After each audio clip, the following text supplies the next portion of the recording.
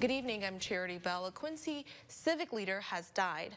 Duker and Hall Funeral Home staff announced Jeffrey Steinkamp, also known as Jeff, died late last night in Blessing Hospital's emergency room.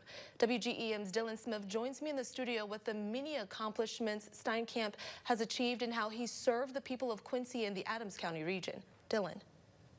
Well, Charity, Jeff Steinkamp has served the city and the region of Adams County for decades. He was a former city engineer, Quincy Airport director, Quincy Park Board member, and Quincy Aeronautics commissioner, just to name a few. He sat on boards that have helped bring new essential air service carriers to Quincy and have voted to contribute hundreds of thousands of dollars into projects that aim to improve the city of Quincy. Most recently, Steinkamp was the Quincy Riverfront Development Corporation president, where he worked alongside others on a number of projects to attract more people to Quincy, the Quincy Riverfront area, that is, and downtown area.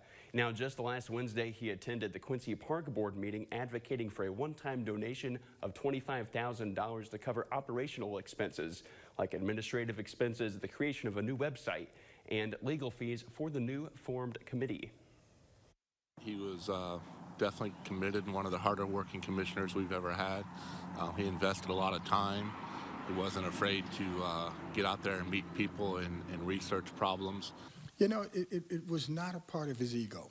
He just did a great job and was always willing to learn and always willing to help any way that he could.